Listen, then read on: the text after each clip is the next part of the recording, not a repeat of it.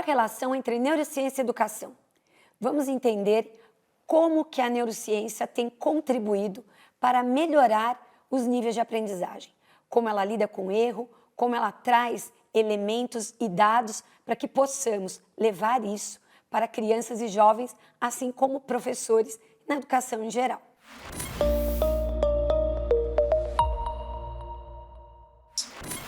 And then this is another really important piece. What do students believe about themselves and how do we help them believe? We've now got evidence from all sorts of parts of life, learning, health, that shows that when people believe in themselves and believe they're doing something good, it actually will make their brain grow more and develop.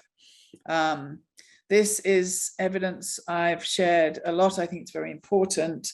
A study where they looked at people's brains. These are voltage maps of actual brains in the study when people made a mistake. And what they found was people's brains were on fire when they made a mistake if they had a growth mindset, if they believed that they could learn anything and that mistakes were good. So this was some of the strongest evidence that what you believe about yourself actually changes how your brain works. And it's so important that students develop a growth mindset. This is why we have evidence like this.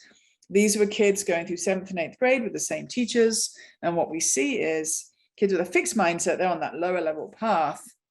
Kids with a growth mindset were always going onwards and upwards. And it's not surprising when we think that every time they make a mistake, their brain is growing more than for other students who have a fixed mindset. But I know that lots of teachers now are sharing the ideas of mindset, which is really great. And they're saying, try harder.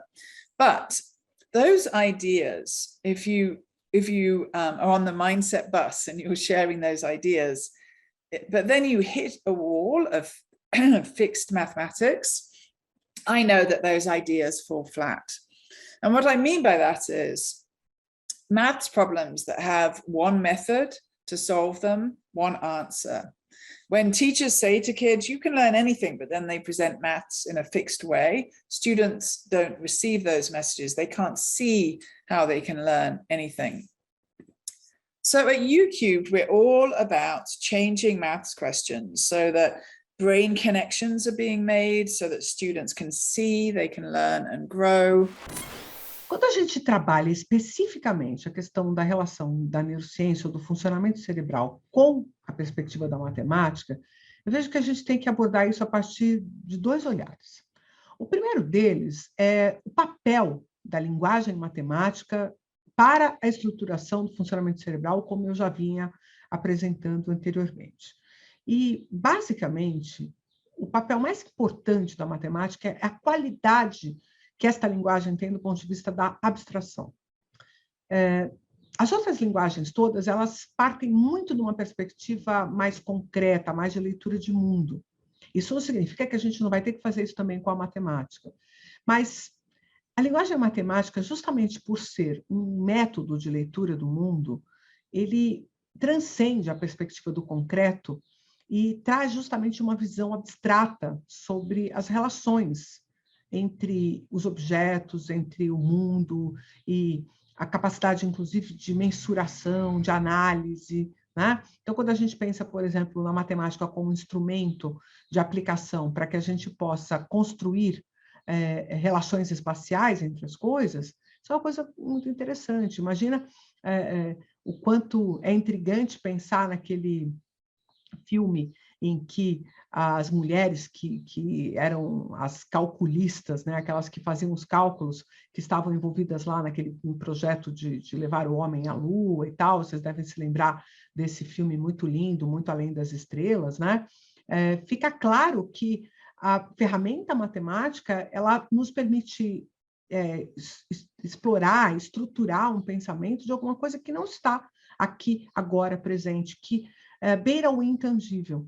E isso vai nos permitir fazer várias leituras a respeito dos fenômenos físicos, dos fenômenos químicos, vai nos dar ferramenta através da qual a gente estuda o mundo das abstrações, né? Então, é uma linguagem que permite a investigação da abstração. Não que não existam outras, mas esta abstração específica das relações numéricas, das relações espaciais, dos cálculos, das derivações, né? Então, eu pegar, por exemplo, a velocidade da luz e usar essa velocidade da luz para calcular a distância entre dois corpos celestes, isso é uma abstração absurda, né? Só que dá tão certo que a gente consegue ir para a Lua, a gente está pensando em ir para Marte, né? Então, é o abstrato que faz com que a gente acabe tornando tangível aquilo que é intangível. E isso, para o cérebro, é muito importante, porque é um instrumento, é o meio através do qual. Então, inicialmente, a gente pode abordar dessa forma. Agora, eu acho que tem outra coisa que a gente também precisa considerar, que é quando a gente analisa a dinâmica do sistema emocional do cérebro, a gente também pensa que quando a gente consegue operar numa dinâmica relacionada à matemática, com uma diminuição, por exemplo, do nosso medo, da nossa ansiedade, da nossa insegurança, isso passa a ter um valor emocional muito grande. Porque alguém que, de fato, domina a abstração matemática, na sociedade atual, pode se envaidecer disso, pode considerar isso uma aquisição. E o contrário disso é justamente uma dinâmica emocional que me deixa inseguro, que me deixa ansioso, que me constrói medo. Então, muitas pessoas nutrem, justamente dada a complexidade e abstração que existe nessa linguagem, uma emocionalidade muito negativa em relação à matemática, né? Isso vai acabar trazendo impactos importantes na forma como as pessoas se relacionam com o conhecimento matemático. Então, se por um lado a matemática liberta, permite, faz com que você veja e torne tangível coisas que são intangíveis, torne calculável coisas que você não consegue mensurar a partir da sua percepção concreta, ela também pode ser uma grande fonte de ansiedade, dada a dificuldade que tem por trás disso, né? Existe uma dificuldade inerente a este processo de abstração. E faz parte do processo de educação matemática que a gente consiga apresentar essas ferramentas, essa linguagem, de modo a não constranger, a não intimidar, né? E para isso que justamente você precisa torcer esse pepino desde pequeno, né? Eu acho que a gente tem aí um desafio muito grande em apresentar a linguagem matemática de forma muito tangível e muito próxima, desde o primeiro momento em que a criança participa do processo de relação com essa sociedade, e mesmo dentro do seu processo de escolarização. Então, vale a pena essa discussão. Charles, e dos apontamentos que a Jo e a Carla nos trazem, o que para você é destaque? O que te chama a atenção? Eu gosto muito do que a Carla falou, o poder, e ela falando de abstração também, né? E eu me lembrei uma história da neurociência, um neurocientista russo, Alexander Luria, e ele, na antiga União Soviética, lá antes dessa revolução da ciência, eu acho que começo de 40, 50, eles fizeram as pesquisas e foram visitar pessoas de uma comunidade isolada lá. E faziam perguntas, assim, entrevistas, e diziam, olha, a entrevista era assim, todo lugar que sempre neva, os ursos são brancos. Lá na Sibéria, sempre neva. Qual a cor dos ursos lá? E aquele povo lá do sul da antiga União Soviética dizia, eu não sei, eu nunca estive lá. Como você me coloca uma questão que não é concreta?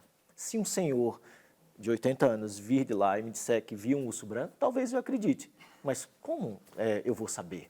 Eles eram incapazes de dar o salto abstrativo para entender isso, fazer sentido, lidar, manipular com hipóteses como que fossem reais. Então, a própria noção de inteligência e de conhecimento vem disso. Tem o James Flynn também, que eu cheguei a conhecer na mesma universidade, eu trabalhei na universidade que ele dava aula, e dizia que ele pesquisou todos os testes de QI dos últimos 30 anos, e ele viu que tinha um padrão ali. O padrão era o seguinte, não é que as pessoas vinham superando, gerações após gerações vinham superando os testes de QI.